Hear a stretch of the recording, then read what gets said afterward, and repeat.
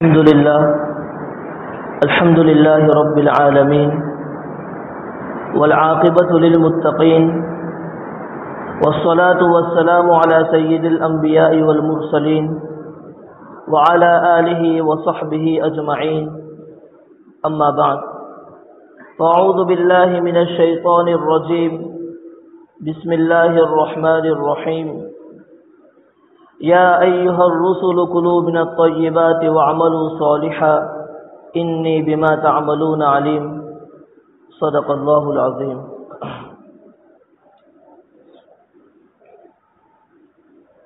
محترم سامعین کرام، اللہ رب العزت کا ارشاد ہے جو بظاہر اللہ تبارک و تعالیٰ نے اپنے پیغمبروں کو، اپنے رسولوں کو خطاب فرمایا، لیکن یہ خطاب پیغمبروں کے واسطے سے اصل امت کو خطاب کرنا ہے اور ان رسولوں کو ماننے والے امتیوں کو حکم دینا ہے۔ اللہ تبارک و تعالیٰ ارشاد فرماتے ہیں یا ایھا الرسل کلوا من الطیبات، کہ اے رسولوں اور رسولوں کے واسطے سے ان پر ایمان لانے والے ان کے امتیوں، کلوا من الطیبات، اللہ تعالیٰ فرماتے ہیں کہ پاکیزہ رزق کو کھاؤ، حلال رزق کو کھاؤ، اور اس کے بعد دوسرا حکم فرمایا وَعَمَلُوا صَالِحًا، اور نیک اعمال کرو، بھلے کام کرو، انی بما تعملون علیم، بلا شبہ تم لوگ جتنے بھی عمل انجام دیتے ہو، جتنے بھی کام کرتے ہو، میں اس سے واقف ہوں، مجھے اس کا پورا علم ہے، اور آخرت میں اسی عمل کے مطابق بدلہ دیا جائے گا۔ نیک اعمال پر ثواب اور جنت ملے گی، برے اعمال پر اللہ تعالیٰ کا عقاب اور عذاب میں مبتلا ہونا پڑے گا۔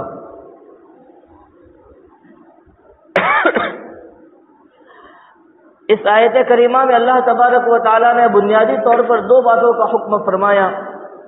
نمبر ایک، کلوا من الطیبات، حلال اور پاکیزہ رزق کھاؤ، اور نمبر دو پر وعملوا صالحا، اور اعمال نیک کرو، نیک عمل کرو۔ حضرات مفسرین اور علماء فرماتے ہیں کہ ان دونوں حکموں کے درمیان ایک بہت بڑی مناسبت ہے، وہ مناسبت یہ ہے کہ اللہ تبارک و تعالیٰ نے حالانکہ انسان کی زندگی میں اور انسان کے اس عالم میں آنے کا اصل مقصد اللہ تبارک و تعالیٰ کی عبادت ہے، اعمال صالحہ کو انجام دینا ہے، جیسا کہ اللہ تعالیٰ نے فرمایا وَمَا خَلَقْتُ الْجِنَّ وَالْإِنسَ إِلَّا لِيَعْبُدُونَ، کہ عبادت اصل مقصد ہے انسان اور جنات کی تخلیق کا۔ لیکن اس آیت کریمہ میں آپ دیکھیں اللہ تعالیٰ نے پہلے کلوا من الطیبات کا حکم فرمایا اور وعملوا صالحا کا حکم ثانیاً اور دوسرے نمبر پر حکم دیا کہ عمل صالح تو کرنا ہے، انسان اور جنات کے دنیا میں آنے کا مقصد ہی عمل صالح اور عبادت کرنا ہے، لیکن اس سے پہلے حکم فرمایا کلوا من الطیبات، پاکیزہ اور حلال رزق کھاؤ۔ مفسرین فرماتے ہیں اس کی وجہ یہ ہے کہ اعمال صالحہ کو انجام دینے کے لیے، اللہ کی عبادت والی زندگی گزارنے کے لیے، جو کہ انسان اور جنات کی تخلیق کا اصل مقصد ہے، اور اس دنیا میں آنے کے بعد انسان کو اسی کام میں لگنا ہے، اس عمل صالح کو انجام دینے کے لیے، اس عبادت والی زندگی کو گزارنے کے لیے عقل طیبات بہت زیادہ ضروری ہے، یعنی پاکیزہ رزق کو کھانا، حلال رزق کو اختیار کرنا بہت زیادہ ضروری ہے۔ جب انسان کے بدن میں حلال غذا داخل ہوتی ہے، جب اس کا کھانا حلال ہو، اس کا پینا حلال ہو، اس کے جسم پر جو لباس سیا جا رہا ہے وہ حلال کمائی سے حاصل ہونے والا ہو، اس کے مکانات، اس کی سواریاں حلال کمائی سے حاصل ہونے والی ہوں، جب یہ حلال کے اندر انسان حلال کو اختیار کرتا ہے تو حلال کی یہ برکات ہوگی کہ وہ اس کو عبادت کی طرف رہنمائی کرے گا، یہ حلال غذا اس کو اعمال صالحہ کے اوپر ابھارے گا اور اللہ کی عبادت کرنے کی توفیق اس سے حاصل ہوگی۔ اس کے برعکس اگر کوئی شخص حلال چھوڑ کر حرام میں مبتلا ہوتا ہے، ناجائز طریقے سے مال کو، روزی اور رزق کو حاصل کرنے کی سعی کرتا ہے اور حاصل کرتا ہے، اور پھر اسی مال کو کھاتا ہے، اسی مال کو پیتا ہے، اسی سے اپنے لباس تیار کرواتا ہے، اسی کی سواریوں کے اندر وہ گھومتا اور پھرتا ہے، اسی سے حاصل ہونے والے مکانات میں وہ رہتا ہے، غرض اس کے چاروں جانب حلال کمائی کی نحوست ہو، تو حدیث پاک میں مضمون آیا ہے کہ ایسے شخص کی نہ دعا قبول ہوتی ہے نہ عبادات اس کی قبول ہو سکتی ہے۔ ایک حدیث پاک کا مفہوم ہے کہ ایک شخص لمبے لمبے سفر کر کے آتا ہے، غبار آلود ہوتا ہے اور پریشان حال ہوتا ہے، اسی پریشانی کے عالم میں وہ اپنے رب کو پکارتا ہے، یا رب یا رب، اے میرے پروردگار، آہو بکا کرتا ہے، اپنے رب کے سامنے اپنی عرضیہ پیش کرتا ہے، اپنے رب کے سامنے اپنی معروضات کو پیش کرتا ہے کہ وہ قبول ہو جائے، رب العالمین اس کی دعاؤں کو سن لے۔ لیکن حدیث پاک میں آیا کہ اس کی دعا کہاں قبول ہو سکتی ہے، کیونکہ کھانا اس کا حرام کا ہے، پینا اس کا حرام کا ہے، جو لباس وہ پہنے ہوئے ہیں وہ حرام مال سے اختیار کرتا ہے، ایسے شخص کی دعا ہرگز قبول نہیں ہو سکتی۔ اس سے معلوم ہوا کہ اعمال صالحہ کو انجام دینے کے لیے عقل طیبات، پاکیزہ اور حلال رزق کو کھانا از حد ضروری ہے، اور طیبات کا کھانا اور پاکیزہ حلال کو استعمال کرنے کا ایک بہت بڑا دخل ہے، اور اس کے برعکس حرام مال کو اختیار کرنے کی نحوست یہ ہے کہ وہ عبادات کی قبولیت کے اندر مانع بنتی ہیں، اور عبادات اور دعائیں اس شخص کی قبول نہیں ہوتی۔ آخرت کے عذاب تو علیحدہ، اللہ تبارک و تعالیٰ کا مواخذہ تو علیحدہ، دنیا کے اندر یہ ہوتا ہے کہ اس کی دعائیں قبول نہیں ہوتی۔ اس لیے بہت زیادہ ضروری ہے کہ اپنے طیبات یعنی پاکیزہ اور حلال روزی کو حاصل کرنے کی خوب سعی کرے، اور حرام مال سے بچنے کی جہاں تک ہو سکے پوری کی پوری کوشش کی جائے۔ ہم خوب جانتے ہیں کہ ہر عبادت کے لیے کچھ نہ کچھ شرائط ہے، اگر ان شرائط کی رعایت کی جائے تو عبادات درست اور صحیح ہوتی ہیں، ان شرائط کو ترک کیا جائے، ان شرائط کی پابندی نہ کی جائے تو عبادات فاسد ہو جاتی ہے۔ جیسے کہ نماز، ہم جانتے ہیں نماز کے صحیح ہونے کے لیے بدن کا پاک ہونا، جگہ کا پاک ہونا، کپڑوں کا پاک ہونا، جگہ کا پاک ہونا ضروری ہے، قبلے کی طرف رخ کرنا ضروری ہے، نماز کا وقت ہونا ضروری ہے، یہ سارے شرائط کا ہمیں علم ہے۔ ان میں سے اگر ایک شرط بھی فوت ہو گئی، بدن پاک نہیں ہے، بدن پاک ہے کپڑا پاک نہیں ہے، بدن کپڑا پاک ہے جگہ پاک نہیں ہے، ساری چیزیں پاک ہے لیکن اس کا چہرہ قبلے کی طرف نہیں ہے، غرض نماز کے صحیح ہونے کے لیے جتنی شرائط ہیں ان شرائط میں سے اگر ایک شرط بھی فوت ہو گئی تو نماز اس کی قابل قبول نہیں ہے، وہ نماز کہلائے جانے کے لائق نہیں رہتی۔ یہی معاملہ حج کا ہے، یہی معاملہ زکوٰۃ کا ہے۔ بہرحال عبادات کی حد تک تو ہم اس بات کو لازم سمجھتے ہیں کہ عبادات کے صحیح ہونے کے لیے شرائط کا پایا جانا ضروری ہے، اور ان شرائط کی پابندی از حد ضروری ہے۔ ان میں سے اگر کسی ایک شرط بھی ترک ہو گئی اور ایک شرط بھی چھوٹ گئی تو عبادت نہیں رہتی، وہ عبادت درست نہیں ہوتی، وہ عبادت خراب ہو جاتی ہے۔ اسی طرح اس بات کا بھی جاننا بہت ضروری ہے کہ جس طرح عبادات کے صحیح ہونے کے لیے شرائط کی پابندی ضروری ہے، اسی طرح عبادات کے علاوہ دیگر معاملات، لین دین ہے، بیع و شراء یعنی خرید و فروخت ہے، اسی طرح تجارت ہے، زراعت اور کھیتی باڑی ہے، اجارہ یعنی کرائے کا جو معاملہ ہے، اور میراث کا معاملہ ہے، اس کے علاوہ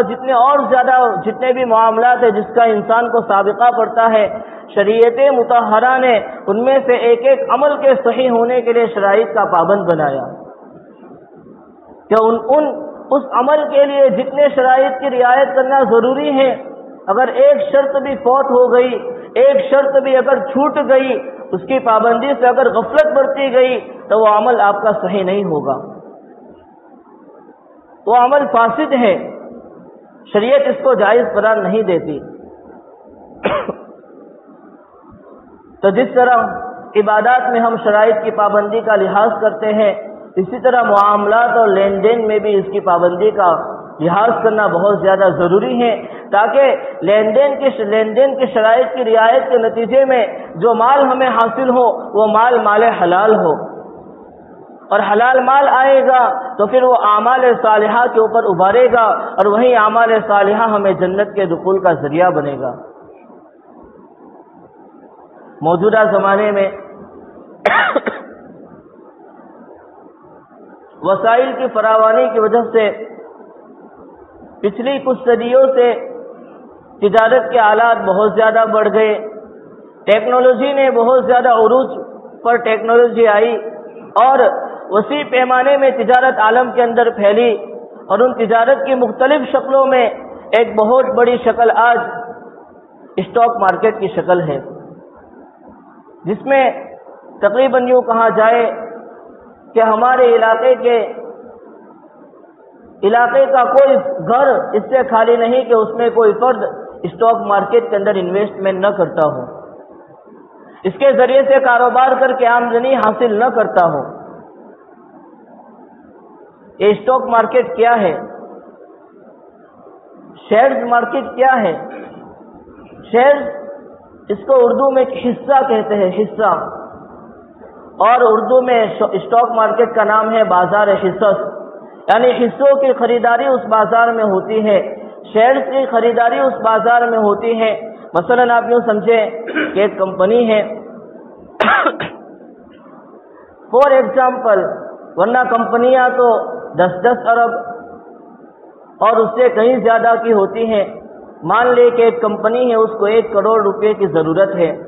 اس کمپنی کو وجود میں لانے کے لیے اس کو 1 کروڑ کے اماؤنٹ کی ضرورت ہے۔ اب وہ کمپنی، اس کے پاس تو اتنے روپے نہیں ہیں، اب وہ سرکار سے اجازت حاصل کر کے اپنی کمپنی کو رجسٹرڈ کرانے کے بعد بازار اور مارکیٹ میں اس بات کا اعلان کراتی ہیں کہ ہم فلاں کمپنی قائم کرنے والے ہیں اور اس کے شیئرز کو ہم جاری کرنے والے ہیں، اور ایک شیئر کی قیمت اتنی ہوگی۔ لوگ اس شیئر کو خریدتے ہیں، اس شیئر کو خریدنے کے بعد وہ بندہ جو شیئر کو خریدنے والا ہے وہ اس کمپنی کا شریک ہو جاتا ہے، اور اس کمپنی کے اندر وہ پارٹنر بن جاتا ہے۔ یعنی آج سے چند صدیوں قبل پارٹنرشپ کا جو معاملہ تھا وہ 3 افراد، 4 افراد، 5 افراد کے درمیان خاص تھا، اس سے زیادہ لوگ پارٹنرشپ نہیں کرتے تھے، لیکن آلات کی جدت کی وجہ سے اور وسیع پیمانے میں آلات کے دنیا میں پھیل جانے کی وجہ سے اب لوگ ہزاروں کی تعداد میں لوگ پارٹنرشپ کرتے ہیں، ایک آدمی کمپنی قائم کرتا ہے اور 1000 لوگ اس کے اندر شیئرز کے اندر اپنا کاروبار کرتے ہیں، انویسٹ کرتے ہیں، اور اس شیئرز کی خریداری کے ذریعے سے اس کمپنی کے اندر شریک بن جاتے ہیں۔ پارٹنرشپ اور شرکت یہ بھی ایک معاملہ ہے، لہذا شریعت نے اس کے بھی چند اصول مقرر فرمائے۔ ان شرائط کی اگر رعایت کی جائے، ان اصول کے دائرے میں رہ کر اگر اس کاروبار کو اپنایا جائے تو یہ کاروبار جائز ہوگا۔ جس طرح عام دوسرے تجارتیں ہیں، عام دوسری عبادتیں ہیں کہ شرائط کی پابندی کی وجہ سے وہ عبادات صحیح ہوتے ہیں، وہ معاملات صحیح ہوتے ہیں، اسی طرح شیئرز مارکیٹ اور اسٹاک مارکیٹ کے بھی چند شرائط اور اصول ہیں کہ ان اصول کی اگر رعایت کی جائے تو وہ اس کے اندر کاروبار کرنا، اس سے نفع کو حاصل کرنا جائز اور درست ہو جاتا ہے، اور اگر ان میں سے ایک شرط بھی مفقود ہو گئی، ایک شرط بھی اگر چھوٹ گئی تو پھر ان کے اندر کاروبار کرنا اور اس سے حاصل ہونے والے منافع جائز نہیں ہو سکتے۔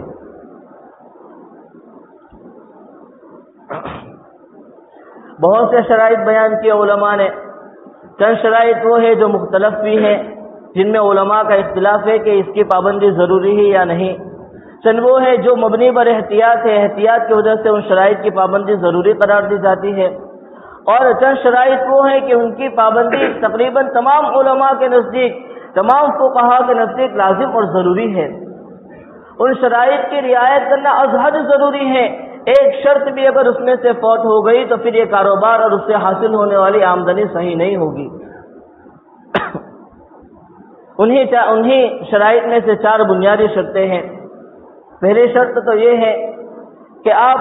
جس کمپنی کے شیئر خریدتے ہیں جس کمپنی کے اندر انویسٹمنٹ کرنا چاہتے ہیں پہلے دیکھیں کہ وہ کمپنی حلال کاروبار کرتی ہو، وہ کمپنی کا اصل کاروبار حرام نہیں ہونا چاہیے۔ مثلا وہ کمپنی شراب بنانے والی نہ ہو، وہ کمپنی فلم میکر اور فلم بنانے والی نہ ہو، وہ کمپنی بینک کا اور سودی کاروبار کرنے والی نہ ہو، وہ کمپنی سود اور قمار اور سٹے بازی پر مبنی انشورنس کی کمپنی نہ ہو۔ اس کے علاوہ اور جتنے بھی حرام کام ہیں وہ کمپنی اصل کاروبار کے اعتبار سے حلال کاروبار کرنے والی ہو، حرام کاروبار کے اندر وہ کمپنی ملوث نہ ہو۔ سب سے پہلی اور بنیادی شرط ہمارے یہاں ماشاءاللہ اس شرط کا لحاظ کیا جاتا ہے، لیکن بہت بڑی غلط فہمی یہ ہے کہ اسی شرط پر اکتفا کیا جاتا ہے۔ کمپنی کو دیکھا کہ وہ حلال کاروبار کرتی ہیں، اس کے شیئر خریدنا شروع کر دیے، اب اس سے جتنا بھی نفع حاصل ہوتا ہے اس کو حلال سمجھنا شروع کر دیتے ہیں، حالانکہ کمپنی میں کاروبار کرنے کے لیے صرف ایک شرط ضروری نہیں ہے، اس شرط کے ساتھ مزید 3 شرطیں اور ضروری ہے بنیادی طور پر۔ پہلی شرط تو یہ ہے کہ اصل کاروبار کمپنی کا حلال ہو۔ دوسری شرط اور بنیاد یہ ہے کہ آپ جس کمپنی کے شیئر خریدتے ہیں وہ کمپنی صرف کاغذی کارروائی کے اوپر محدود نہ ہو، یعنی اس کمپنی نے سرکار سے اجازت لے لی ہے اور سرکار نے اس کو اجازت دے دی ہے کہ آپ اپنے شیئر مارکیٹ کے اندر اعلان اس کا کر سکتے ہیں، لیکن ابھی تک اس کمپنی نے باقاعدہ زمینی اعتبار سے کاروبار شروع نہیں کیا۔ اس کمپنی نے ابھی اپنے جتنے املاک ہیں، مثلا 1 کروڑ کی اس نے شیئرز اس نے باہر بازار کے اندر اس نے ڈالے ہیں اور لوگوں نے اس کو خریدے ہیں، تو 1 کروڑ کی جتنا اماؤنٹ ہے اس اماؤنٹ میں سے بعض اماؤنٹ کے ذریعے سے اس نے کوئی بلڈنگ قائم کر لی ہو، بعض اماؤنٹ کے ذریعے سے اس نے مشینریاں خرید لی ہو، بعض اماؤنٹ کے ذریعے سے اس نے زمین خرید لی ہو، یعنی زمینی اعتبار سے اس نے کاروبار کرنا شروع کر دیا ہو۔ صرف کاغذی حد تک وہ کمپنی نہ ہو کہ اس کمپنی کو سرکار نے اس کی اجازت دی ہے اور سرکار کی طرف سے یہ کمپنی صحیح ہے، اتنا کافی نہیں، بلکہ کاغذی کارروائی سے آگے بڑھ کر، سرٹیفکیٹ کے کارروائی سے آگے بڑھ کر وہ کمپنی زمینی اعتبار سے کام کرنے والی ہو۔ 2 بنیادی شرط۔ تیسری شرط یہ ہے کہ آپ جس کمپنی کے شیئر خریدتے ہیں وہ کمپنی لازماً، آج کوئی کمپنی اس سے خالی نہیں کہ وہ سودی کاروبار نہ کرتی ہو، ہر کمپنی سودی کاروبار میں کسی نہ کسی حد تک ضرور ملوث ہوتی ہے۔ اب ضرور ملوث ہوتی ہے تو اس سودی کاروبار سے بچنے کا کیا طریقہ ہے؟ تو حکیم الامت حضرت مولانا اشرف علی صاحب تھانوی رحمۃ اللہ علیہ نے اور ان کے واسطے سے حضرت مفتی تقی عثمانی صاحب دامت برکاتہم العالیہ نے یہ طریقہ تجویز فرمایا، اور اس کے علاوہ دیگر علماء کرام نے بھی یہ طریقہ تجویز فرمایا کہ جب کمپنی سودی کاروبار میں لامحالہ ملوث ہونے والی ہے اور ہر کمپنی سود میں کچھ نہ کچھ ملوث ضرور ہوتی ہے، تو اس سود کے کاروبار سے سبکدوش ہونے کے لیے، اپنے ذمے کو اس سے بری کرنے کے لیے AGM کے اندر آواز اٹھانا، اس کے خلاف آواز کو درج کرنا ضروری ہے۔ AGM اینیول جنرل میٹنگ جو ہر کمپنی کی ہوتی ہے، اس اینیول جنرل میٹنگ کے اندر اس سودی کاروبار کے خلاف آواز اٹھانا ضروری ہے۔ چاہے وہ آواز اٹھانا خود آدمی جا کر شریک ہو سکتا ہے تو شریک ہو، شریک نہیں ہو سکتا تو ای میل یا جی میل کے ذریعے سے خلاف ورزی کو درج کرائے کہ یہ کمپنی جس سودی کاروبار کے اندر ملوث ہے، ہم اس سودی کاروبار سے ہم سہمت نہیں ہیں اور ہم اس کا ساتھ نہیں دیتے، چاہے اس پر عمل ہو یا نہ ہو، لیکن اس سودی کاروبار کے خلاف آواز اٹھانا اور اپنا آواز کو درج کرانا ضروری ہے۔ 3 بنیادی شرطیں ہوئی، اور چوتھی بنیادی شرط یہ ہے، کبھی ایسا ہوتا ہے کہ کوئی کمپنی اپنے زائد اماؤنٹ کو، اپنے زائد رقم کو کسی بینک کے سیونگ اکاؤنٹ کے اندر رکھتی ہے اور اس سے سود حاصل کرتی ہے، اور اس انٹرسٹ کو اپنے جتنے بھی شیئر ہولڈرز ہیں ان کے درمیان پھر ڈیویڈنڈ کے طور پر، منافع کے طور پر اس کو تقسیم کرتی ہے۔ اس کے لیے علماء نے ضروری قرار دیا کہ اگر کوئی کمپنی اس طرح اپنی زائد رقم کو کسی بینک کے اندر رکھواتی ہے، اس کے سیونگ اکاؤنٹ میں رکھوا کر اس سے منافع حاصل کرتی ہے، اور اپنے منافع اور نفع حاصل کرنے کا ایک باقاعدہ اس کو ذریعہ بنایا ہے، آمدن کا ایک ذریعہ بنایا ہے، اور اس سے نفع حاصل کر کے اپنے شیئر ہولڈروں کے درمیان اس کو تقسیم کرتی ہے، تو اب ضروری ہے کہ جس وقت آپ کو ڈویڈنڈ دیا جائے، جس وقت ان منافع کی تقسیم کی جائے، آپ دیکھیں کہ اس کمپنی کے جو انکم اسٹیٹمنٹ ہوتا ہے اس کو چیک کیا جائے۔ انکم اسٹیٹمنٹ کو چیک کرنے کے بعد دیکھیں کہ اس کمپنی کی جو سودی آمدنی ہے جو بینک کے سیونگ اکاؤنٹ کے ذریعے سے حاصل ہو رہی ہے وہ کتنے پرسنٹیج ہے، وہ کتنے فیصد کے اعتبار سے ہے۔ مثلا اس کمپنی کے جو سودی انویسٹمنٹ ہے اور سودی جو آمدنی اس کو حاصل ہو رہی ہے وہ 10% کے اعتبار سے ہے، تو اب دیکھیں کہ آپ نے جس وقت شیئر کو بیچا یا آپ کو جس وقت ڈویڈنڈ حاصل ہوا، مان لے کہ ڈویڈنڈ حاصل ہونے والا 100 روپیہ ہے، یا مان لے کہ جس وقت آپ نے شیئر کو بیچا اس وقت آپ کو 100 روپیہ نفع حاصل ہوا، اور آپ نے کمپنی کے انکم اسٹیٹمنٹ میں دیکھا کہ کتنا فیصد سود سے آ رہا ہے، اتنے فیصد کو اپنے منافع سے اور اپنے ڈویڈنڈ سے منہا کرنا اور اس کو نکالنا، علیحدہ کرنا ضروری اور لازم ہے۔ جیسے مثال میں اگر 10% آپ کا فیصد ہے انکم اسٹیٹمنٹ کے اندر سودی کاروبار سے حاصل ہو رہا ہے، تو 100 روپے کے اندر 10% 10 روپیہ بنتا ہے، تو اس 10 روپے کو نیت صدقے ثواب کی نیت کیے بغیر اس کو غریب کے اوپر صدقہ کرنا لازم اور ضروری ہے۔ یہ 4 بنیادی شرطیں ہیں، ان شرائط کی رعایت کرنا ضروری ہے تاکہ شیئر سے آنے والی آمدنی اور اس کاروبار سے آنے والی آمدنی حلال ہو جائے۔ تو پہلی شرط یہ تھی کہ وہ کمپنی اصل کے اعتبار سے حلال کاروبار کرنے والی ہو، حرام میں ملوث نہ ہو۔ دوسری شرط یہ تھی کہ وہ صرف پیپر کے اوپر محدود نہ ہو بلکہ زمینی اعتبار سے اس نے اپنے اماؤنٹ کے ذریعے سے بلڈنگ قائم کر لی ہو، یا اس کے ذریعے سے مشینریاں خرید لی ہو، یا زمین خرید لی ہو، یعنی صرف نقد اور روپیہ پیسہ اماؤنٹ میں نہ ہو بلکہ اس نے زمینی کاروبار شروع کر دیا ہو۔ نمبر 3 پر کہ آپ جب کمپنی کے اندر انویسٹ کرتے ہیں تو کمپنی لازماً سود کے اندر مبتلا ہوگی، تو AGM کے اندر، اینیول جنرل میٹنگ کے اندر اس سودی کاروبار کے خلاف آواز اٹھانا ضروری ہے۔ اور نمبر 4 پر جو بنیادی شرط ہے وہ یہ ہے کہ جب ڈویڈنڈ اور منافع حاصل ہو تو دیکھیں کہ انکم اسٹیٹمنٹ کے اندر جا کر چیک کرے کہ اس کمپنی کا جو سودی منافع حاصل ہوئے ہیں، سودی آمدنی سے کتنی فیصد منافع حاصل ہوئے ہیں، اور جتنے فیصد سودی منافع حاصل ہوئے ہو اس کو اپنے ڈویڈنڈ میں سے یا شیئر سے حاصل ہونے والے منافع میں سے علیحدہ کر کے صدقے کی نیت، ثواب کی نیت کے بغیر اس کو صدقہ کرنا لازم اور ضروری ہے۔ اور اسی کے ساتھ ساتھ یہ کہ شیئر مارکیٹ میں انویسٹ کرنے والا کبھی محض انویسٹمنٹ کی نیت سے انویسٹ کرتا ہے کہ سال تک شیئر خریدنے کے بعد رکھ چھوڑتا ہے، اس کو چھیڑتا نہیں ہے، اور ہر سال ہر مہینے اس کا ڈویڈنڈ حاصل کرتا رہتا ہے۔ اگر اس طریقے سے شیئرز کو خریدا ہے تو ان 4 شرائط کے ساتھ اس طرح کی انویسٹمنٹ جائز ہے۔ لیکن ایک مزید شکل یہ ہوتی ہے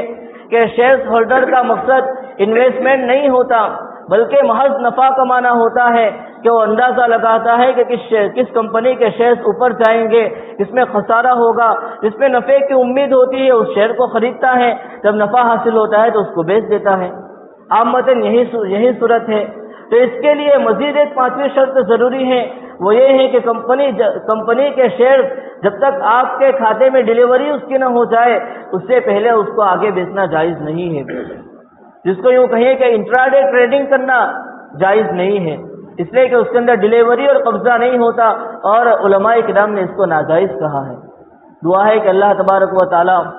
ہمیں ان شرائط کی رعایت کی توفیق نصیب فرمائے اور حلال روزی نصیب فرما کر اعمال صالحہ کے ساتھ زندگی گزارنے کی توفیق نصیب فرمائے۔ آمین یا رب العالمین۔ وآخر دعوانا الحمد للہ رب العالمین۔